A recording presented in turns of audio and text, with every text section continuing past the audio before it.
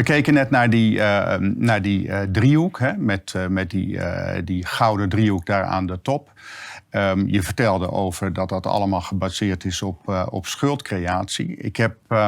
Ik heb gisteravond zelf even gezocht van hoe is de staat van de wereld op dit moment. En de schuld? De schuld die staat hier dus op. De totale schuldenlast van de wereld die is dus op dit moment 268.000 miljard. En dat is dus uitgesmeerd over slechts 7,5 miljard mensen op deze wereld. En dit dus het creëren van geld uit niets met die rentecomponent van schuld op schuld op schuld. Ja. Die zorgt ervoor dus dat het geld ook ontwaart. Want de verhouding tussen wat daar nu staat aan schuld en de mensen die er zijn, die verhouding is er niet. Dus die onderliggende waarde is totaal scheef. Ja. En daarin maar dit kan toch ook niet goed gaan, nee, maar Ronald? Dus nog een waardeonttrekker is inflatie. En de Centrale Bank Europa heeft jarenlang gestreefd naar 2% inflatie. Nou, inmiddels zijn ze hem ver voorbij geschoten en is het niet eens hun eigen doelstelling. Want de Amerikanen hebben het officieel al over ruim 7%. Ja. Nou, ik denk dat het al tegen de 10% zit, gemiddeld. Ja. Dus dat betekent dat jouw salaris of jouw kapitaal met 10% per jaar vermindert. Ja. Dus je hebt per jaar 10% minder te besteden aan budget. Ja. Dat is directe diefstal. Dus als mensen inflatie niet begrijpen, dat is een verkapte vorm van diefstal. Dat is weer het onttrekken van geld. Hebben we dus even tussendoor het tweede mechanisme te pakken van het financieel systeem. Dus renteheffingen, inflatie. Nou, zo hebben ze ook nog fractioneel bankieren. Het is een hele waaier.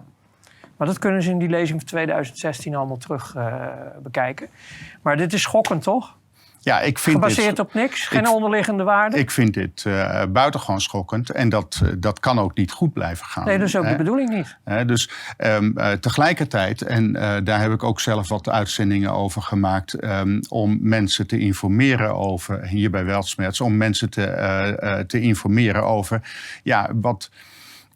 wat is nu de situatie? Dat er voortdurend een angstcreatie wordt gepraktiseerd. En heb ik met name eventjes verder uitgewerkt. En als je dan hier kijkt in dit overzicht, dat gaat van 2001 tot 2022. De War Against Terror, het anthraxvirus, met de SARS-virus. Ja, met de envelopjes. Envelopjes, hè? Iedereen zou vergiftigd worden als hij een post-envelop opende. Het vogelgriepvirus, de bird flu, financiële crisis in 2008, de Mexicaanse griep, klimaatverandering, dat is natuurlijk nu ook helemaal, is iedereen. Ik zag gisteren dat er weer hele demonstraties waren van mensen die dat allemaal geloven. Dat is een bijstelling, hè? Wat je nu zegt, klimaatverandering. Want toen Al Gore ons waarschuwde met de Inconvenient Truth, had hij zelfs een video. Ik was in die tijd ook bezig met een schaduwkabinet en een nieuwe energievorm en zo. Ja. Het is wel zo dat hij toen zei dat de aarde ging opwarmen in een rap tempo. En dat we tegen de wisseling van de eeuw, dat er zelfs geen ijs meer op de Noordpoolkappen zou zijn en de ijsberen zouden uitsterven. Ja. En omdat vooral, het grappige is, een van hun eigen instanties, de NASA, die loopt al jaren vanuit de ruimte foto's te schieten, dat juist de kappen aan het groeien zijn en dat er steeds meer ijsberen komen. Dus daarom hebben ze toen, omdat dat niet vol te houden was, de opwarming van de aarde, die leugen werd doorprikt, omdat de tijd voortschreed en we zagen, het gebeurt niet. De feitelijke situatie. Toen hebben ze dus klimaatverandering erin gegooid. Ja. Want NASA die heeft het juist al jaren over een afkoeling van de aarde, omdat de zonnevlammen minder en dit en dat. En dat is gewoon, die verandering is al duizenden jaren op aarde. Ja, als het klimaat niet verandert, dan is er iets mis met de aarde. Dat klimaatverandering is een vaststelling van iets wat al duizenden jaren gebeurt. Ja, maar dat gebeurt allemaal in de hele communicatie naar de bevolking toe om angst te creëren. Ja. De wereld vergaat wel vanwege het klimaat. Dat is een heel groot verdienmodel. Ja. En vervolgens de Maya-kalender, Noord-Korea, het ebola-virus, ISIS. Hè. Nou ja, we zouden allemaal afgemaakt worden door ISIS. Ja. Het Zika-virus, dat zou ons allemaal doodmaken. Nou ja, toen kwam op een gegeven moment meneer Trump en die zei van... nou, fake news zal ons allemaal de das om gaan doen. De immigranten, dus de immigratie, allemaal heel vreselijk. Ja. Toen kwam in 2020 het coronavirus. Ja, daar gingen we zeker dood. En vorig jaar natuurlijk de varianten. Dus die kwamen dan ook allemaal om de hoek. En die zouden dan allemaal hartproblemen veroorzaken. Ja. Nou ja, en voor 2022, daar staat de angst voor economische crash, oorlog. Misschien zelfs een beperkte wereldoorlog. En... nee, dat klopt. En social credit. Klopt. Het gaat allemaal over, inderdaad, je hebt het daar neergezet. Hè, angst als wapen. Angst is ook een geweldig verdienmodel. En de mensen beseffen niet dat zeg maar, de heren en dames aan de macht... alle middelen hebben gehad om al heel lang de mensen te bestuderen. En daardoor eigenlijk alles van de mens weten, ook in psyche. Hè? Dus waar worden de mensen op aangesproken? En dat hoeven ze zelf niet te beseffen. Maar ze worden aangesproken op doodsangst. Want dat is de diepste angst waar dus bepaalde mechanismes mee in werking worden gesteld. En je ook, als je daar eenmaal in zit, niet meer helder kan denken. En die combinatie van de beneveling van jou door middel van doodsangst... maakt jou stuurbaar, manipuleerbaar. En daar gaat het om. Ja, want je moet die kudde drijven. Uiteindelijk leidt het tot allemaal vervelende dingen. Hè? Tot strijd, tot dualisme. Nou, dat wordt ook nog extra aangewakkerd. Hè? Dus mensen worden wappies genoemd. Wappies, hè? Dus de mensen die dan zeg maar niet meegaan in het overheidsnarratief... die worden dan wappies genoemd. Okay. Daartegenover staan de gehoorzame mensen. Dat zijn dan de normies. Hè? Dus Okay. En dat is nu echt, wordt aan alle kanten, wordt dat dualisme ook aangejaagd. Dat is ook een krachtig wapen en dat heb je de laatste 2 jaar enorm door de hele samenleving zien gaan. Want familie, vrienden zijn verscheurd. Juist door aan de ene kant angst en aan de andere kant mensen die nog rationeel helder konden nadenken en een beetje onderzoek deden. En al heel snel zagen, hier klopt iets niet. Ja. Dus die verscheuring, dat spoor is nu heel erg getrokken. Maar je noemt echt een van de belangrijkste op. Want angst en dualisme, die 2 samen... ja, dat zijn dé middelen om afschuwelijk veel macht en geld te verdienen. En ook destructie te realiseren. Dus een mooie opsomming. Ja, nou ja, kijk, uiteindelijk, en daar heb ik in mijn uitzendingen bij Weltschmerz heb ik daar ook mensen over geïnformeerd. Uiteindelijk zit er ook wel achter dat er heel sterk toegewerkt wordt naar de invoering van een social credit system. Met een central bank digital currency, oftewel een centrale bank digitale munteenheid. Ja, dit is trouwens iets wat ik vroeger al wist. En schoorvoetend, zeg maar, in mijn interviews... ik meen in 2018 heb ik het ook wel verteld... dat zeg maar, China is altijd de proeftuin geweest, al heel lang. En dat model, zeg maar, verder wordt uitgerold over de hele wereld. En dat zei ik in 2018, geloof ik. En dan had ik echt zoiets van, zal ik dat nou allemaal wel zeggen? Want het is al zo lang geleden dat ik die informatie heb gekregen. En toen zag ik het echt allemaal niet. Ja. Ik denk van, dat gaat niemand doen. We leven toch in een democratie. Maar het gebeurt wel allemaal. Hè? Dus, heel snel. Als je nu gaat kijken... het gaat met rassenschreden nu. Hè? Ik heb verbaasd zitten kijken. En als je dan, we zagen aan het begin van ons gesprek zagen we die piramide. En daarbovenin zat de Bank of International Settlements. Ja. In 2020, in oktober, was er een persconferentie. En daar sprak de general manager van de BIS-bank. En laten we daar nog even naar gaan kijken. Oké. We tend to establish the equivalence with cash, and there is a huge difference there. For example, in cash, we don't know, for example, who's using a $100 bill today. We don't know who is using a 1,000 peso bill today.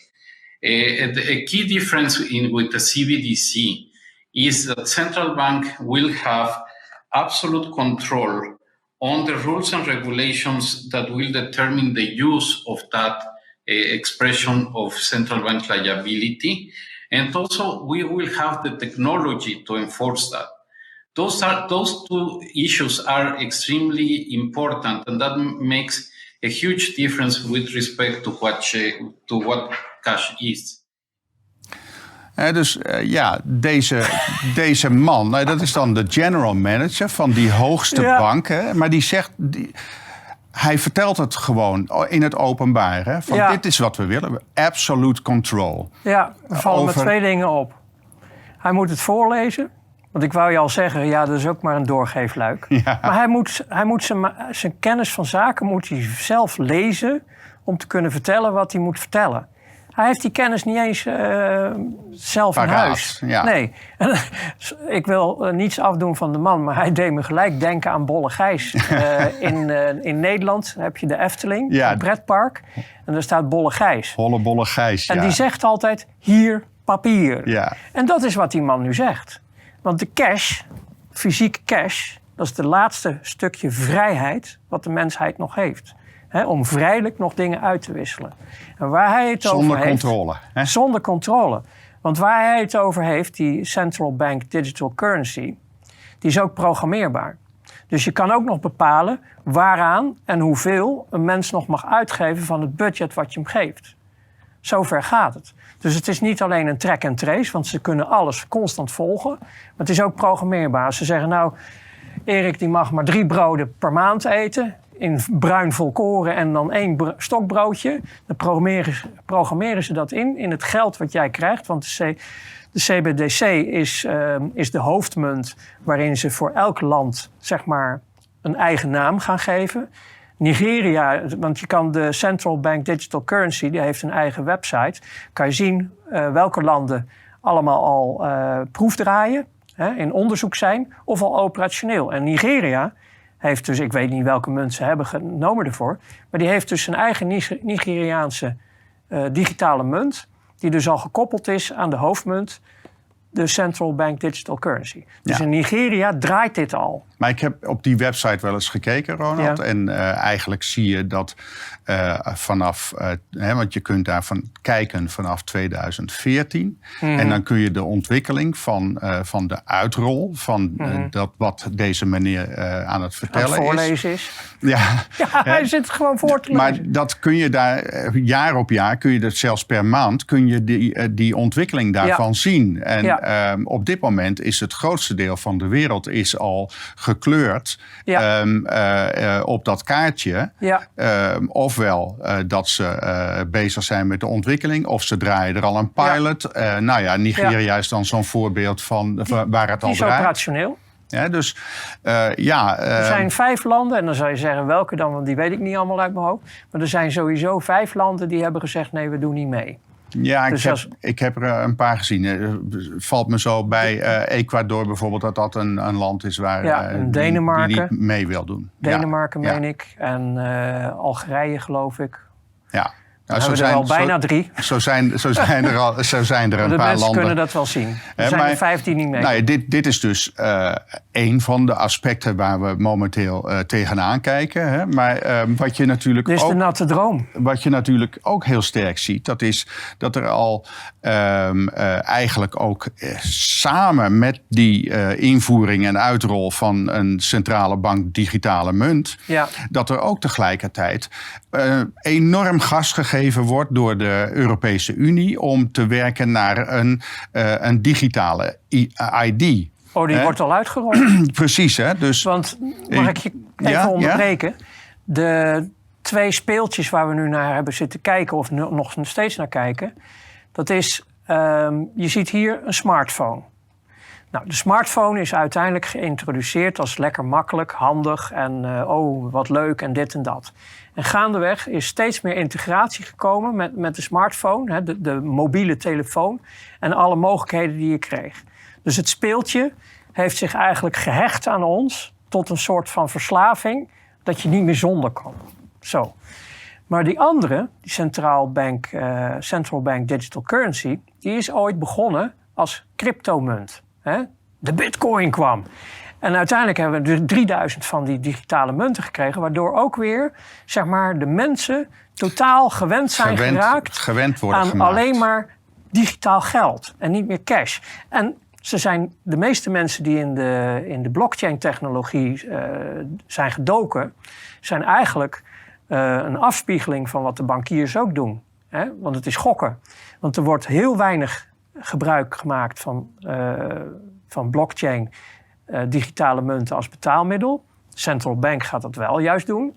Maar het is veel meer een verdienmodel geweest, hè, in al die jaren. Er wordt ook enorm in gespeculeerd. Er wordt enorm gespeculeerd We in al zagen die bij muntjes. de bitcoin natuurlijk dat een Elon Musk op een gegeven moment voor 1,5 miljard instapte. Ja. Nou, dus dat niks anders. Doet een tweet en hij gaat cashen. Ja. Dus, maar ik wil ermee zeggen, op allerlei manieren zijn de mensen eigenlijk heel subtiel verleid om dus gewend te geraken aan digitaal geld. Hè, gebaseerd op heel veilig crypto-technologie. En de smartphone. Want het is bijna de nieuwe heroïne van deze tijd. Hè? Ja, maar goed, die smartphones zijn we aan gewend geraakt. Hè. We hebben ook gezien dat Microsoft, waar Bill Gates natuurlijk, wat Bill Gates heeft opgericht, of mede opgericht, dat die samen met een aantal andere bedrijven een joint venture hebben opgericht, ID 2020. Ja. En daar is een patent. Wat ook uitgaat, wij zijn gewend aan die smartphone, maar dat patent gaat ervan uit dat we uiteindelijk vanuit die smartphone dat ook over zal gaan in het rechtstreeks ons lichaam combineren met.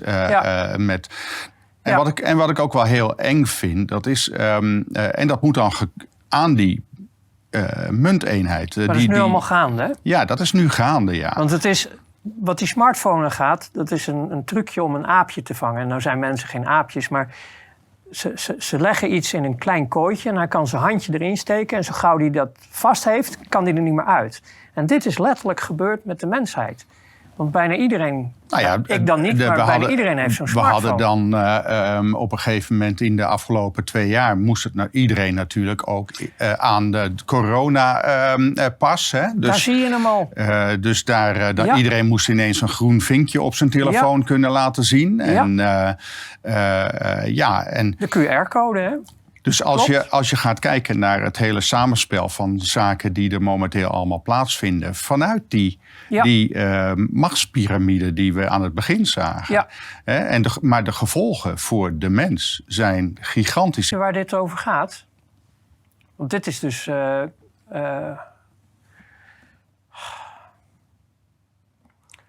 dit is wat ik vroeger dus graag wilde. En dit is dus het zwaar uitdunnen van de wereldbevolking. En dat is nu begonnen. Ja. En op basis van angst gaan de mensen er volledig in mee in die tunnel. En straks met die central bank digital currency, want dat gaat ook niet lang meer duren, want ik heb de pdf's van de Centrale Bank Nederland gezien, die zich heeft opgeworpen als beste jongetje van de klas. En die hopen echt uiterlijk 2024 alles uit te kunnen rollen als de ECB akkoord gaat. Als we dus in de volledige digitale gevangenis belanden, waar we dus nu al half in zitten, hè, want ga maar reizen. Lukt je niet, hè? Nou ja, Engeland is gelukkig nu even een uitzondering, maar die gaat ook mee met die digital identity. Ze gaan allemaal mee. Maar moet je je voorstellen dat je dus nu over 2 jaar dus alleen, je hebt geen contant geld meer, hè? Allemaal zitten we in het digitale. En jij denkt anders en je uit dat ook als het beleid van de staat. Dat is dat model China. Daar hebben ze het social credit system. Maar hier gaan ze nog veel verder straks. Want dan vloei je af. Dan word je geneutraliseerd. En dat is niet om angst te creëren. We zien nu al wat ze doen. De mensen moeten dus echt doordrongen worden dat we hier echt, we praten hier echt over voorbedachte raden, hoor. Dit is niet zomaar toevallig en sorry en per ongeluk. Of het komt wel goed. Nee, dat komt helemaal niet goed. Als de mensen niet op gaan staan en gaan wakker worden en gaan veranderen en andere keuzes gaan maken. En dat is ik heb dat een keer gezegd. De Nigeria-delta. Er zijn huurlingen geweest in opdracht van een oliemaatschappij. Hebben daar hele gebieden uitgemoord. Dat is later bewezen via rechtszaken in New York. Ik heb toen altijd gezegd, jullie weten welke oliemaatschappij dat is. Als jullie nu eens allemaal als bevolking, wereldbevolking zeggen, wij stoppen met tanken bij deze oliemaatschappij, dan houdt het op. En dat snappen de mensen maar niet. Ik begrijp niet waarom de mensen het niet begrijpen. Ja.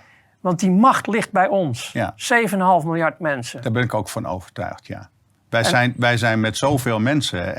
En feitelijk, dat kleine gouden driehoekje daarbovenin, dat is maar heel klein. Die hebben permanent diarree voor deze gedachte. Ja. Van als die mensen werkelijk het doorhebben en gaan opstaan, zich organiseren en niet meer in de dualisme gaan en niet meer in de angst, maar werkelijk in de liefde gaan.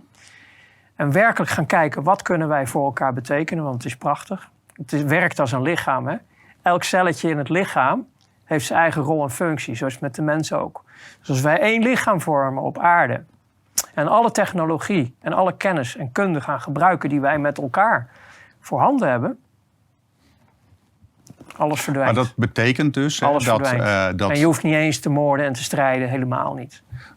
Anders kiezen. Maar daar gaat het denk ik om. Hè? Dat Anders we, kiezen. Elk mens zal, net zoals dat jij dat hebt gedaan. Ja, maar wel extreem, hè? Dat was wel heel extreem. Maar goed, je hebt wel uiteindelijk heb je je leven veranderd naar een nieuw leven. En met met een nieuwe mentale instelling. En met een andere intentie in je hele lichaam. Maar zo zal dat voor elk mens toch moeten gaan gelden. Dat ze zelf de keuze moeten gaan maken. Ja. En ik heb dat ook hier neergezet. Een fundamentele keuze moeten gaan maken. Er is niet meer als dit.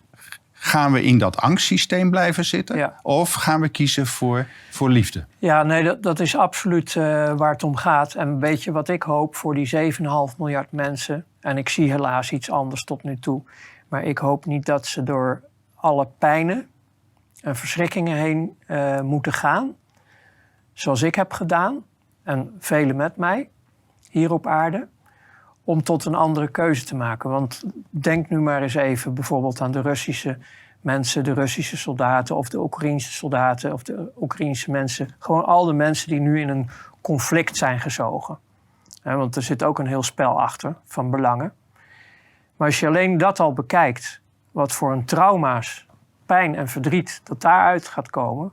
En wat zelfs die mensen, wat gaan die zo meteen kiezen? Want de meest voor de hand liggende is de haat, hè? De angst, de pijn. En dus constant dat projecteren, de Russen of de Oekraïners.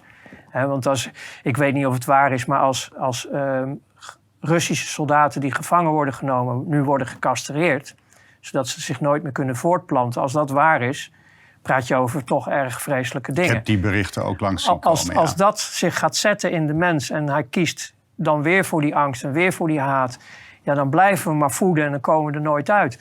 We zullen op een bepaald moment zo ver moeten komen dat we voor de liefde gaan kiezen.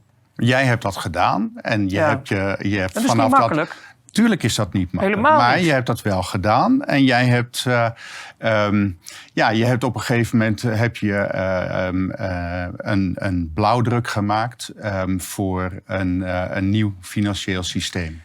En je hebt uiteindelijk ben je de oprichter geworden van de United People Foundation. Ja, dat kan je wel zeggen, ja. Ja. De naam zegt het ook al, hè. Het verenigen van mensen. En het logo wat daaruit komt. Ik bedoel, iedereen kent toch die driehoekjes wel. Van recycling. Ja. Dus het circulair met elkaar leven.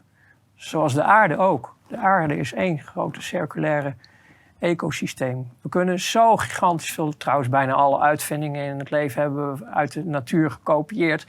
Dus wat dat er gaat, zouden we meer naar de natuur moeten kijken. Maar dat is inderdaad waar het over gaat. Het funderen van de mensen. We hebben geen Verenigde Naties nodig. We hebben een vereniging van mensen nodig. We hebben niet meer... We moeten uit die hokjes. We moeten uit dat, jouw kleurtje, jouw snorretje, mijn gezichtje, negroïde, weet ik veel wat we allemaal verzinnen aan stempeltjes en hokjes. We moeten daaruit.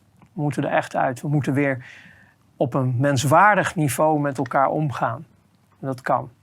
Dan moeten we even een paar dingetjes voor wijzigen. En wat je net aanhaalde van een nieuw financieel systeem, dat komt eigenlijk door de vrouw die ik als levensgezel heb gekregen. In 2009 leefden wij in de natuur. Zij was zwanger. En zij vroeg met de hand op de buik van Ronald, wat moeten we doen om de wereld te transformeren voor de kinderen naar een vreedzame wereld, een liefdevolle wereld enzovoorts. En toen zei ik, dan moet je het financieel systeem aanpakken. Dat is de hoofdsleutel tot verandering. En het is dus eigenlijk door de zwangerschap en de vraag van mijn vrouw dat ik uiteindelijk een belofte aan mezelf heb gebroken, want ik zou nooit meer in het financieel systeem. Maar zij zei, joh, alles wat je ten slechte deed, kan je toch ook ten goede doen? Je hebt die vakkennis, waarom niet? En zo spannend was het natuurlijk ook niet, want iedereen die zich een beetje in het financieel systeem verdiept, heeft heel snel hetzelfde antwoord als ik, hoor. Dus zo bijzonder is het ook niet, maar ik ben het gaan doen. Dat is misschien het verschil. Mooi. Maar in de afgelopen jaren, zeg maar 12 jaar of zo, dat je daar nu mee bezig bent met de United People Foundation. Ongeveer, ja. Ik heb ook als voorbereiding op dit gesprek, maar ook daarvoor al, heb ik eens gekeken naar wat er allemaal gebeurd is in de afgelopen 12 jaar. En dat is nogal wat.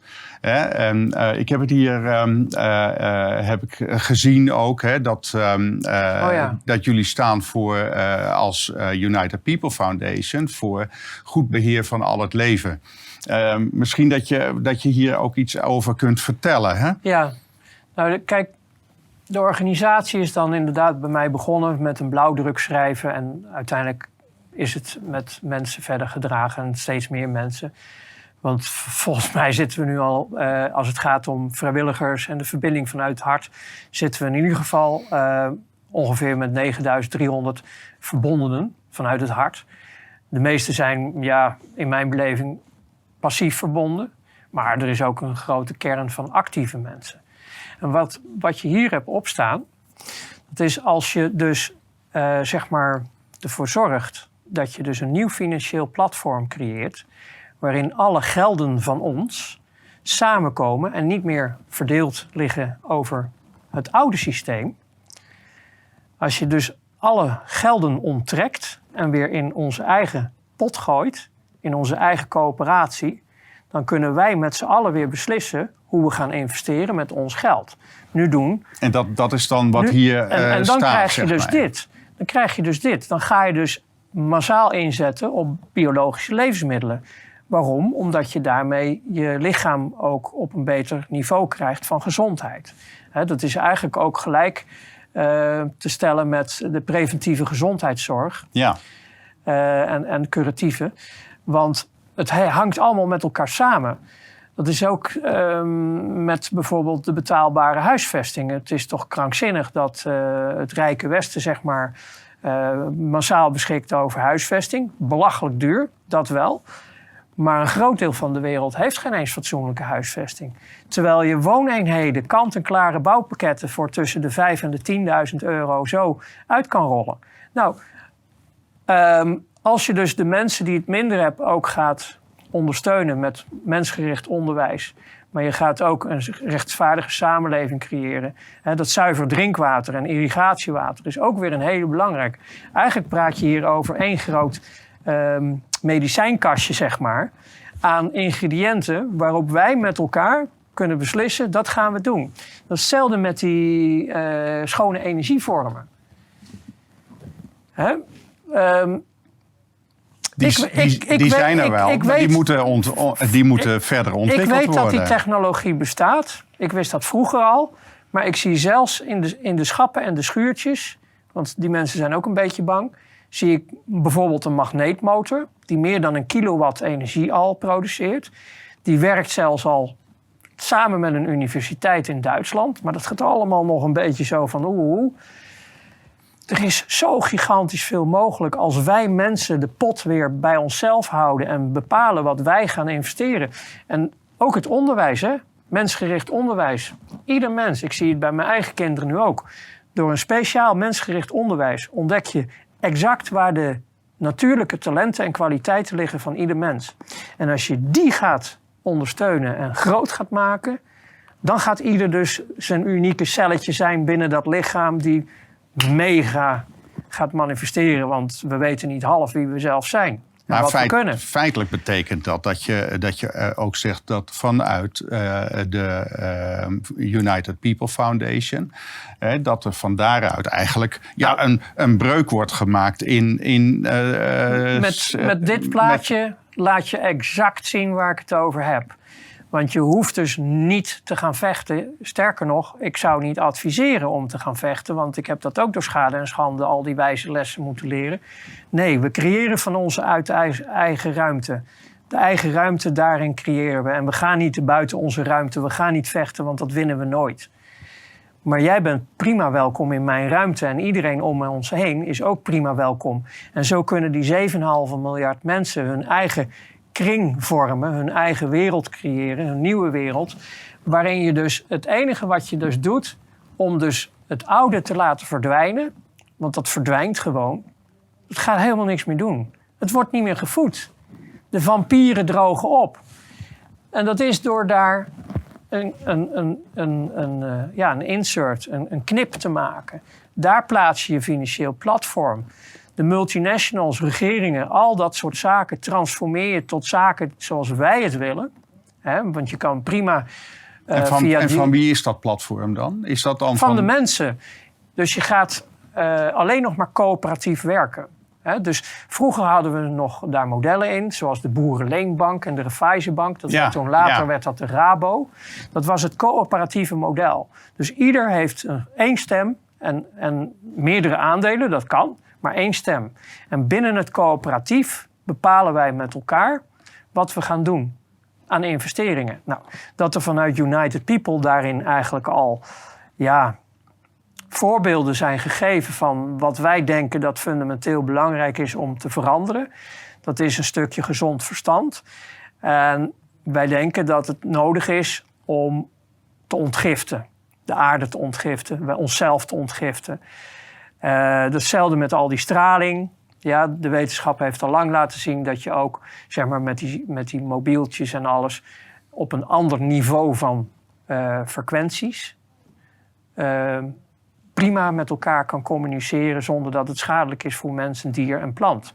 Dus we halen al het gif en al het schadelijke uit de samenleving, uit de aarde. En ik denk dat niemand daar een bezwaar tegen heeft. Daar kan je niet tegen zijn. Nee, want het is hetzelfde als je nu gaat vragen aan een Russische papa en mama of aan een Oekraïense papa en mama. Vind je het leuk dat je zoon of dochter nu als soldaat de oorlog ingaat? Als ze diep in zichzelf kijken, dan bloeden ze. Ja. Nee, dat willen ze niet. Daar kan niemand voor zijn. Dus door het geld, al het geld wat op aarde aanwezig is, zeg maar, te transformeren binnen een eigen platform, kunnen wij beginnen met in ieder geval de gezondheidszorg, want nu hebben we ziekenzorg, om gezondheidszorg te implementeren. Want via frequentietechnologie en DNA-technologie is het mogelijk om een reset te maken op de mens in zijn origine. Dus ik heb het niet over manipulaties in de zin van dat jouw DNA totaal veranderd wordt. Nee, ik heb het over het herstel van je oorspronkelijke blauwdruk. Want door trauma's kan ook je DNA al veranderen. Ja. Dus een reset. En door alle gifstoffen waarmee we in ons leven geconfronteerd worden. We hebben het dus in gezondheidszorg hebben we het werkelijk over een reset naar het origine. Ja. Het origineel. maximaal gezond. En dat wil je doen vanuit United People Foundation.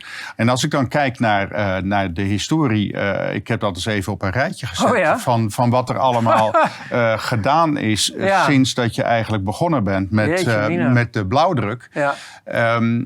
Ja. Misschien kun je daar nog een aantal dingen over toelichten. Nou ja, ik heb het al wel gehad over 2009, hè, dat mijn vrouw toen zei van, nou, toen ben ik dus die blauwdruk gaan schrijven. De blauwdruk die ik toen schreef is in de fundamenten, in de basis nog steeds hetzelfde. Alleen gaandeweg de jaren, dat zie je dan ook terug, is het toch wel nog verder organisch. Voortschrijdend inzicht. Ja, door gaan groeien.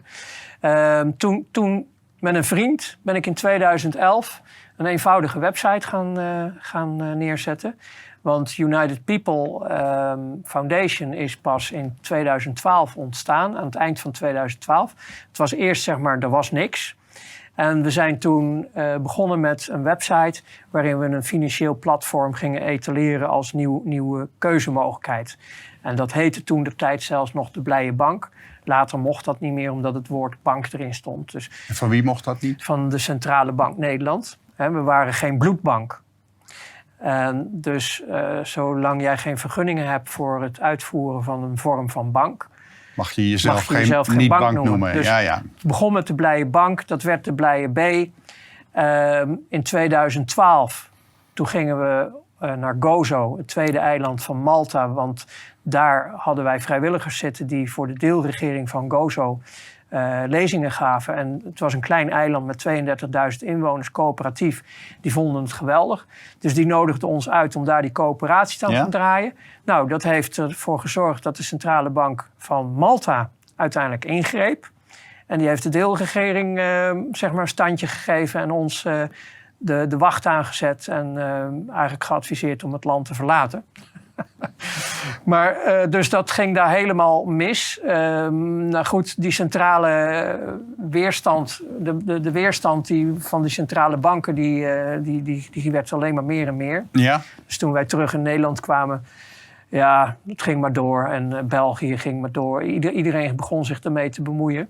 Maar al die weerstand heeft eigenlijk ervoor gezorgd dat we steeds meer organisch, zeg maar, werden fijngeslepen. Zeg maar, de ruwe diamant werd langzaamaan een briljant. Dus helemaal, het is niet leuk om al die weerstand mee te maken. Maar helemaal achteraf gezien ben ik eigenlijk iedereen dankbaar. Want ze hebben ervoor gezorgd dat het zo krachtig en zo sterk is geworden dat het ook niet meer weg te drukken is. Ja, want als je het hele lijstje zeg maar gaat bekijken, hè, dan er staat zelfs nog een koepoging staat ertussen. Ja, ze hebben alles af willen pakken van binnenuit. Hè? En ik heb hier zelf bij Weltschmerz heb ik een paar dingen verteld in juni van het vorig jaar. Nou, dat heeft ook zijn effect gehad.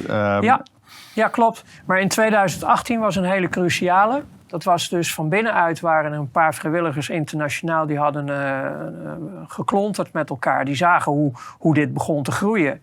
Dat er dus aan alle kanten vlees op de botten kwam. En die wilden de tent overnemen. Daaruit ben ik door een andere Nederlandse groep toen ook met de dood bedreigd. Ja, ze hebben geprobeerd me te vermoorden. Want uit mijn oude leven had ik nog dossiers liggen bij notarissen om mijn leven juist in stand te houden. En ik was zo dom om dat met de mensen allemaal te delen. En toen dachten ze, oh, wacht even, als die onder verdachte omstandigheden wordt vermoord, dan komen alsnog die namen boven water. Dus nou goed, dat is heel heftig geweest. Maar uiteindelijk hebben wij toen in 2019 vanuit het collectief besloten om te zeggen van nou, het is zoveel weerstand en de mensen, zelfs de mensen zelf, hè, het is niet te geloven. Ja. Je wil alleen maar iets aan oplossingen brengen bij de mensen en het lijkt wel een tijd van Noach een beetje. Jawel, maar laten we wel zijn, Ronald. De mensen zijn hun hele leven niet anders gewend dan angst te hebben, dan wantrouwen te hebben, dan om in een polarisatie te verkeren. En, dus ja, wie moet je nog geloven? Ja, nou goed. In ieder geval in 2019... Het is een enorm lijstje. Hè? In 2019 zijn we toen begonnen met te zeggen, nou, we gaan met de riemen roeien die we hebben. En we gaan alles ontwikkelen wat we al in huis hebben. En dan gaan we gewoon maar aan de slag. Nou, en dat als laatste staat er het URA-platform. Ja, dat is dan operationeel geworden. Dus ja, wat zijn de manifestaties van dit moment? Ja. Als je fase 1 en fase 2 ter beschikking hebt, heb je de basis van nieuw bankieren heb je volledig in huis. Het URA-platform is al opengesteld in 210 landen. Alles bestaat al. Alles bestaat al. Het is uitrollen. En daar heb je mensen voor nodig. Beste mensen, hartelijk dank nogmaals voor de aandacht en tot de volgende keer.